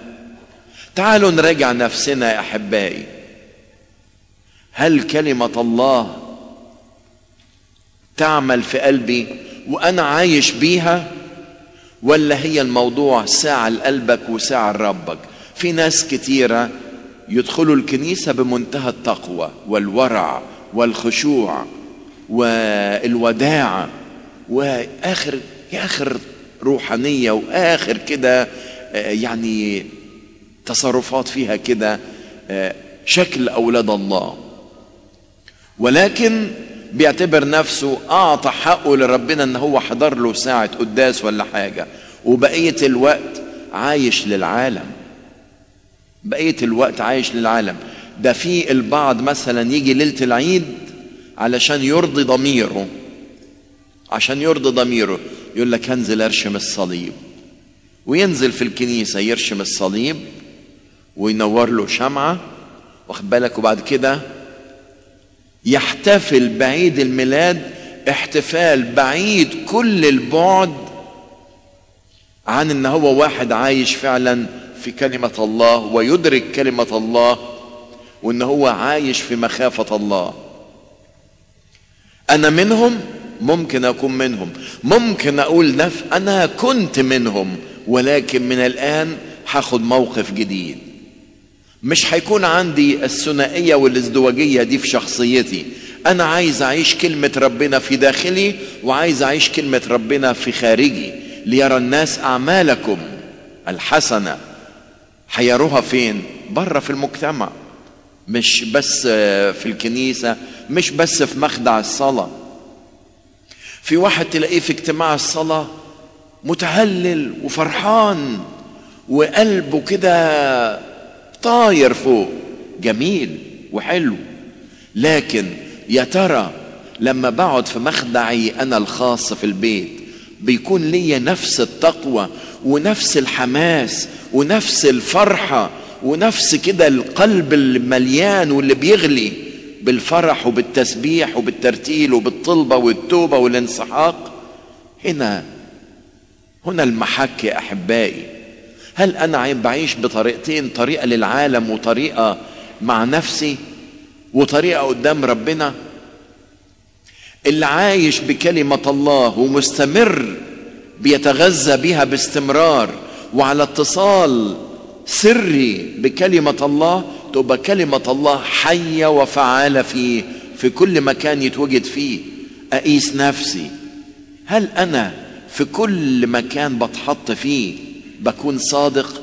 هل أنا ساعات بكون منافق عشان أرضي اللي حواليا ولكلمة الله، ولا كلمة الله زي السيف جوه قلبي، زي السيف تحكم وتفصل؟ احنا كده في الأوشية بتاعت أبونا البطرك نقول اذكر يا رب رئيس كهنتنا حفظا احفظه مفصلا كلمة الحق باستقامة. بنصلي له من أجل أن يكون على الاستمرار وعلى الدوام مفصلا كلمة الحق باستقامة. قداسة البابا محتاج لها، الآباء المطرنة محتاجين لها الدعوة دي، كل أفراد الإكليرس وكل أفراد الشعب، كل واحد يقيس نفسه، هل أنا مفصل كلمة الحق باستقامة ولا باخد بالوجوه؟ هل أنا بقيس تصرفاتي على حسب كلمة الله اللي هي موجودة، اللي أنا بتغذى بيها يوميا من الكتاب المقدس، ولا ساعات العالم بيضطرني ان انا اسلك مسالك مش مظبوطة وتتعارض مع تعليم الكتاب المقدس ومع كلمة الله؟ كلمة الله حية وفعالة. يقول لك كده اقرأ الكتاب كل يوم وتغذى منه واشبع منه. وكلمة اتغذى معناها يبقى باستمرار في نمو، ما هو الغذاء يترتب عليه نمو، مش بس مجرد محلك سر، لازم يبقى في نمو. الواحد يقول انا ساعات بقرا كلمة الله ما بفهمش، ده انا محتاج كل شوية اشرح، مش فاهم السفر الفلاني مش بفهمه، عدي عليه. السفر التاني ده يعني انا بتشكك في الكلام اللي فيه كده، مش متفاعل معاه، عدي عليه. عدى، هو انا بعمل ايه؟ في واحد تاني يقول لك انا اقرا كلمة ربنا حتى لو مش فاهمها، لاني سمعت من الاباء الاولين يقول لك كلمة الله، كلمة الكتاب المقدس تفسر نفسها بنفسها. اقرا نبوات، اقرا في اشعياء، لما تيجي تقرا العهد القديم هتنفتح امامك الاسرار ويبقى قدامك التفسيرات، ويمكن ما تحتاجش لحد يفسر لك. اقرا كلمة ربنا بغنى، فلتسكن فيكم كلمة الله بغنى، اقراها بغنى وبشبع وارتوي منها. هتلاقي نفسك لما تقف قدام موقف علشان تاخد قرار، او لما يطلب منك شهادة او يطلب منك رؤية او مشورة، تلاقي كلمة الله طفت على افكارك، وتلاقي نفسك بتكلم بكلام ممزوج بروح وحياة، ما كلام مملح بملح، كلام فيه كده نعمة. من فين جبت الحكمة والنعمة دي؟ من قرايتي ومداومتي وحفظي لكلمة الله في قلبي.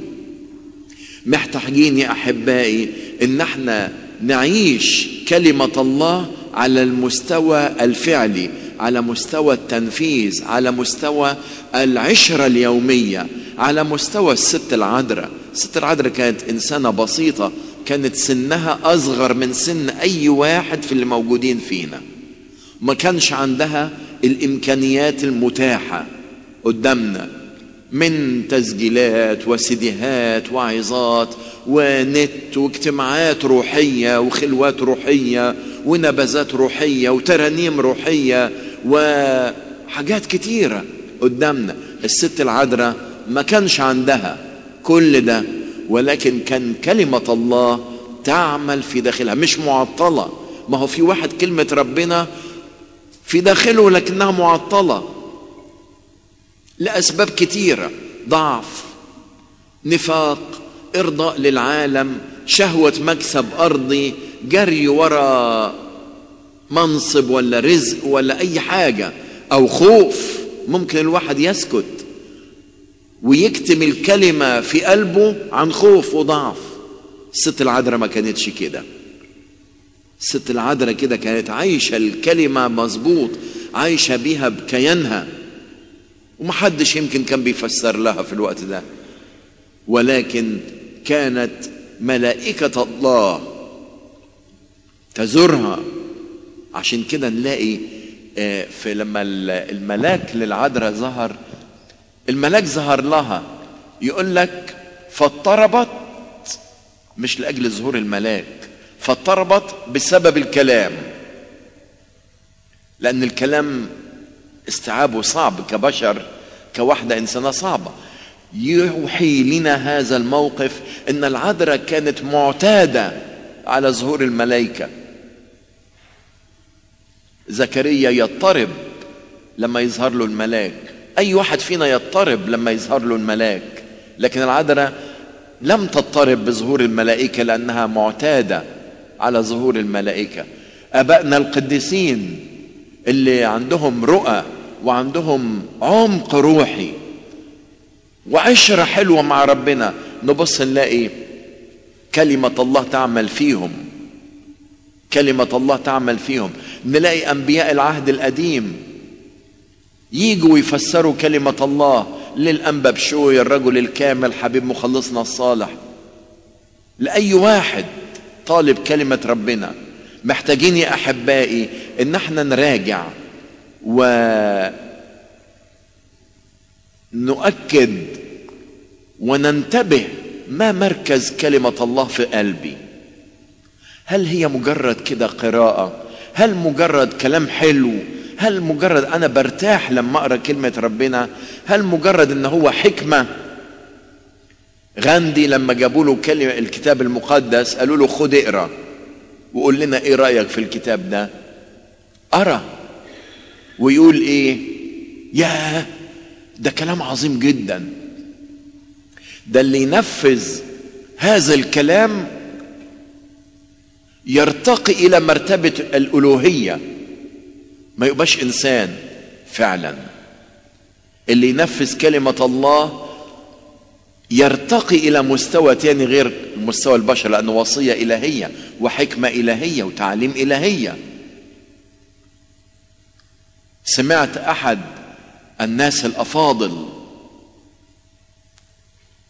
أظن الشيخ أحمد الطيب، مرة كان في حوار في التلفزيون يقول كده: أنا لما أقرأ العظة على الجبل ألاقي دموعي تنزل. فعلا اللي يقرأ وبعمق وبتركيز وبدقة لاقي كلمة ربنا دي تحرك كيانه، وصيته. لكن المهم يا أحبائي مش مجرد أن أنا قريت. غاندي أرى ولم يؤمن، أرى وامتدح، ولكن إيمانه ما كانش. أنا يا ترى بتعامل مع كلمة ربنا إزاي؟ داود النبي يقول: خبأت كلامك في قلبي لكي لا أخطئ إليك، مصباح لرجلي كلامك ونور لسبيلي. اللي يمشي في كلمة ربنا ويستضيء بالطريق والحق والحياة من كلمة ربنا، تلاقي نفسه عمره ما يغلط، يبقى ماشي كده محفوف على الجنبين بالملائكة لتحفظه لألا تعثر بحجر رجله. عايزين يا أحبائي نراجع نفسنا، عايزين نعيش الكلمة بقلوبنا وبكياننا. ربنا يعطينا ان احنا يكون في تغيير يا أحبائي، محتاجين تغيير، محتاجين ان احنا نكف عن التوتر والاضطراب اللي احنا عايشين فيه، او العالم كله والمنطقة المحيطة ببلادنا عايشة فيه، وبلادنا عايشة في خوف وقلق من بكرة. ولاد ربنا يقولوا كده ضابط الكل مش هيترك ولاده. أنا محمول على الأزرع الأبدية، أنا مخبئ كلام ربنا في قلبي، عمري ما يتداخل في قلبي أي اضطراب أو أي ضعف. ربنا يعطينا أن نحفظ كلامه في قلوبنا، ثابتين على الإيمان إلى النفس الأخير، فرحين صابرين مستمتعين بكلمة ربنا، مش بس نقراها واحنا متضررين. يمكن أفكركم وانتوا بتتعمدوا، أبونا بيرشمنا بنوعين من الزيوت قبل المعمودية، وبعد المعمودية بنترشم بزيت الميرون. نوعين من الزيوت، أول زيت الزيت البسيط بنسميه زيت الموعظة. أبونا بيصلي صلوات علشان الإنسان اللي هيتعمد ده يسمع كلمة ربنا ويقبل كلمة ربنا. وبعدها صلوات تانية نصلي من أجل إن المعتمد ده يقبل كلمة ربنا بفرح، عشان كده بنسميه زيت الغلاون أو زيت الفرح. يبقى في زيت الموعظة، كلنا بنسمع كلمة ربنا، بس المهم بقى إن نقبل كلمة الله بفرح، نقبل الممارسات الروحية بتاعتنا والحياة الروحية الصادقة بفرح. لإلهنا كل مجد وكرامة إلى أبد الآبدين، أمين.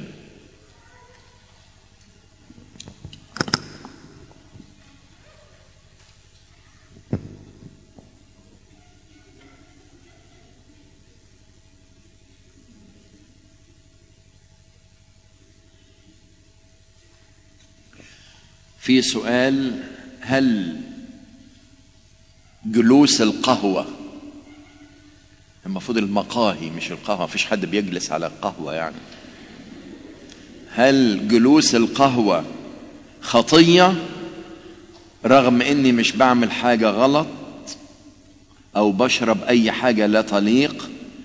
هل ده غلط رغم ان اصحابي بيروحوا هناك يعني؟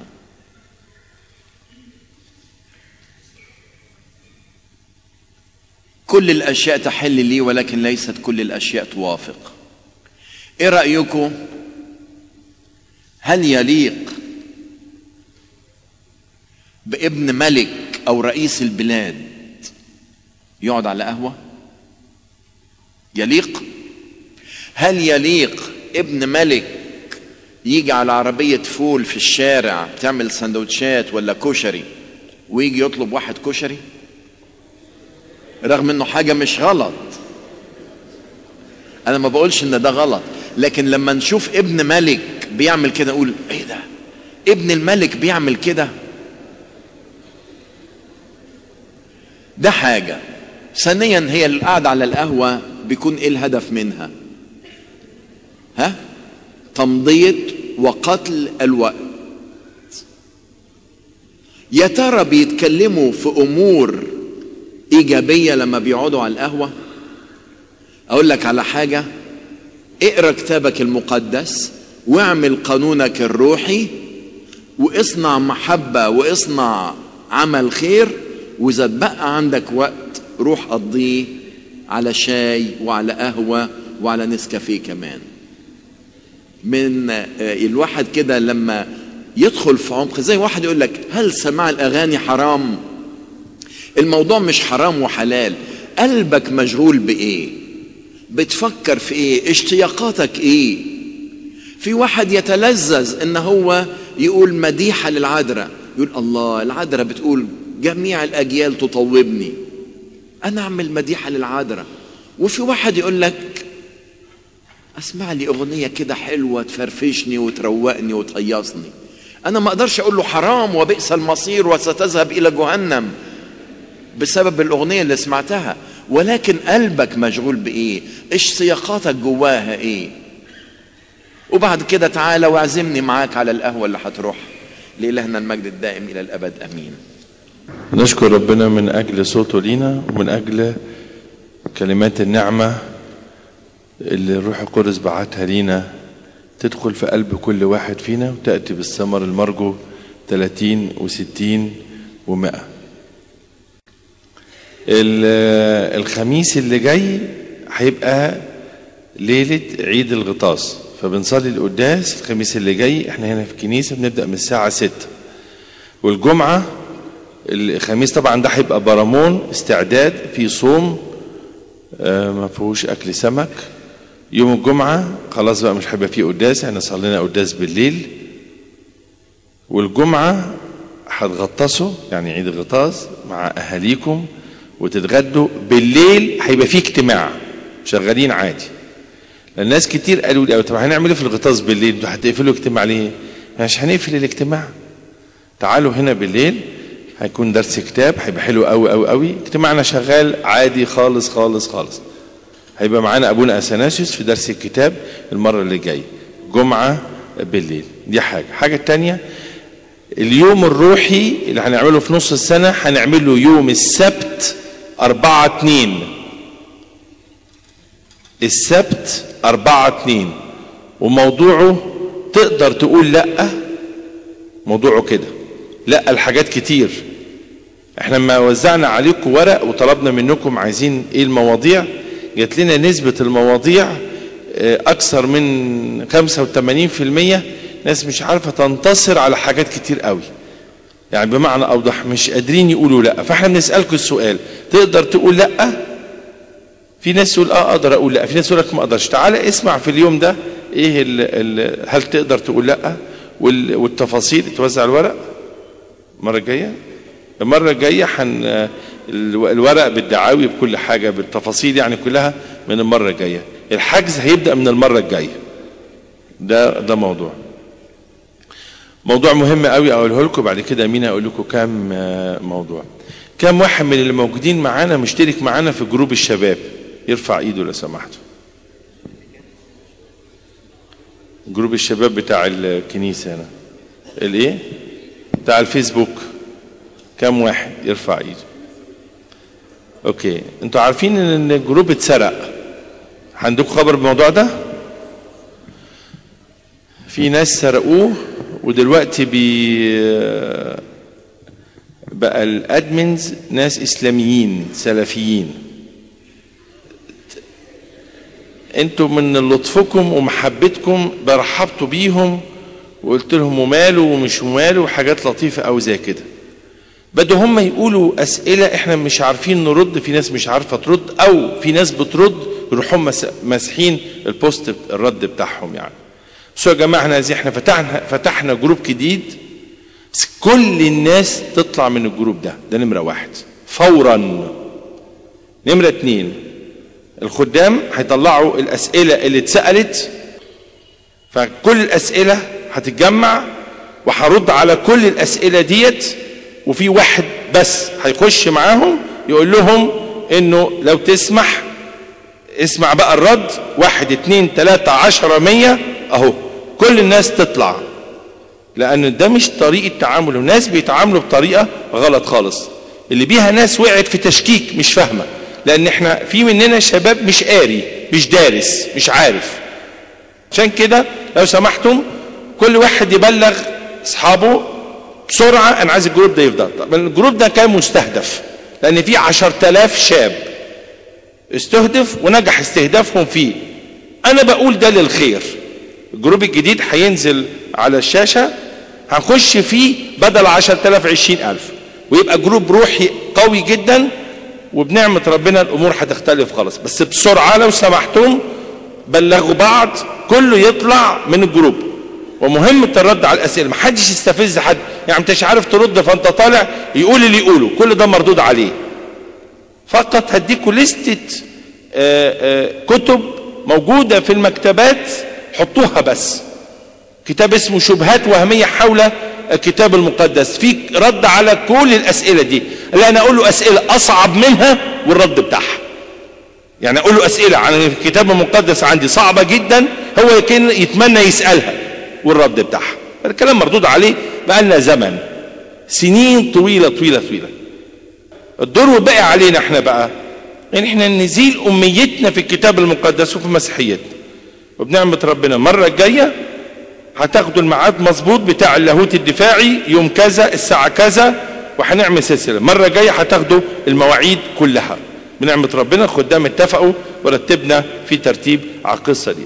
لكن ارجو دلوقتي بسرعه، احنا سيبنا 3 ايام مبلغوا الاداره الفيسبوك نفسها، ما فيش ردود حصلت. كل الناس عملت روبورتات ان الجروب اتسرق، بقى في ادمنز تانيين ما حدش رد. فاحنا القرار بتاعنا كله يطلع ويبلغ بعض، ونروح الجروب التاني الجديد اللي هينزل.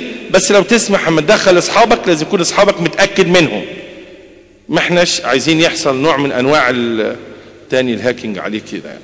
فخلي بالكم لو سمحتوا من القصه ديت.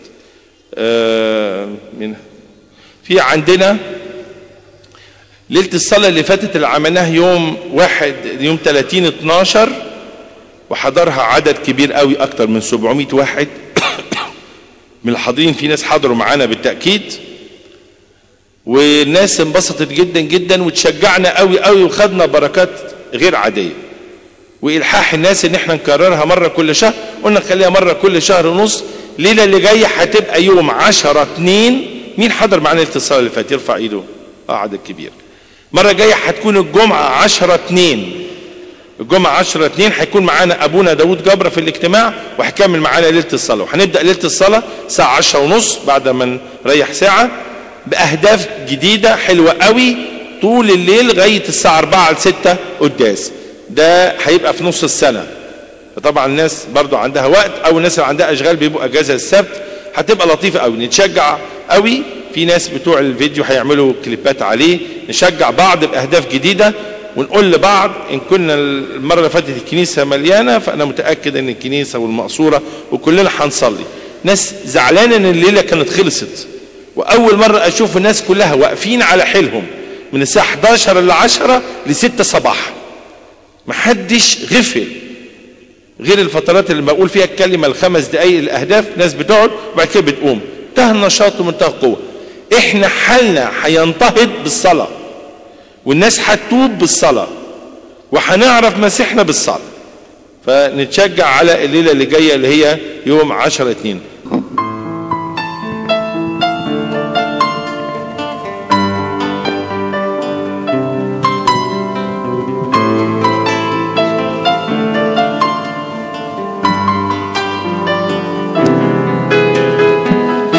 رب الوجود يا إله الكون، حبك يا يسوع أنا ليه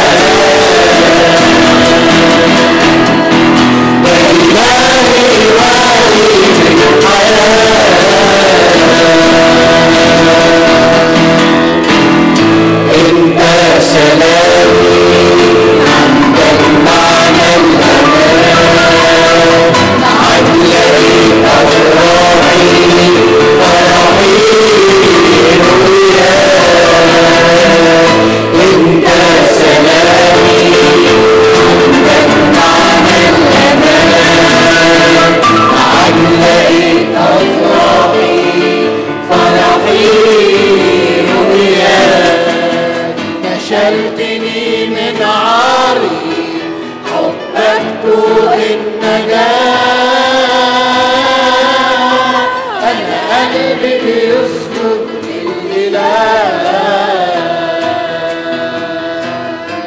ده إلهي واهب الحياة.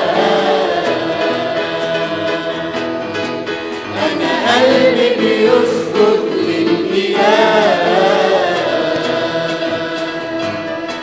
ده إلهي واهب الحياة.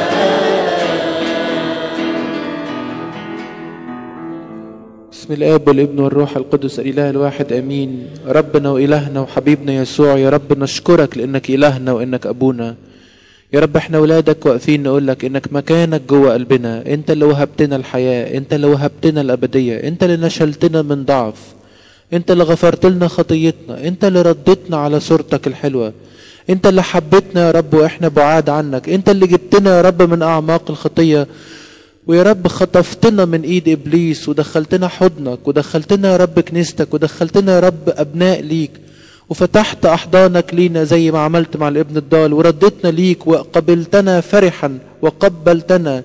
انت يا رب اللي مت على الصليب علشاننا، وسفكت دمك علشاننا، علشان تغفر كل خطية وعشان تفدينا، عشان تفدي حياتنا. يا رب بنقول لك مكانك جوه قلبنا، ادخل جوه قلبنا، املك على كل حياتنا، على كل أفكارنا، على كل حواسنا، على كل تصرفاتنا يا رب، على كل ضعفاتنا غيرها وبدلها، شكلنا حسب ما يرضيك. خلينا نبقى أولاد حقيقيين ليك، ثابتين في إيماننا، عارفين إيماننا وفاهمينك، واثقين في أبديتنا، متمتعين بيك، بل بادين حياتنا الأبدية على الأرض. يا رب املك على كل أولادك وعلى كل بناتك في كل مكان، ثبتنا فيك، نمينا فيك يا رب، خلينا نحبك أكتر يا رب، خلينا نقرب منك أكتر يا رب، خلينا نبقى متحدين بيك أكتر يا رب، خلينا نتفتح على كلمتك أكتر يا رب، ويبقى يا رب سراج لرجلي كلامك ونور لسبيلي. يا رب نشكرك لأنك في وسطنا ومباركنا ومتعنا بيك يا رب، بشفاعة العذراء القديسة مريم رئيس الملائكة الجليل ميخائيل كل مصاف قديسيك آمين. واقبلنا ليك يا رب واسمع أولى بشكر. يا أبانا الذي في السماوات قدس اسمك، ليأتي ملكوتك، تكن مشيئتك كما في السماء كذلك على الأرض. خبزنا كفافنا أعطينا اليوم كما نغفر نحن أيضا مذنبين إليه، ولا تدخلنا في تجربة لكن نجبنا بالمسيح يسوع رب أنا لك مكن. حبة الله الآب، نعمة الوحيد، شركة موهبة وعطية الروح القدس تكن مع جميعكم. امضوا بسلام، سلام ربكم معكم.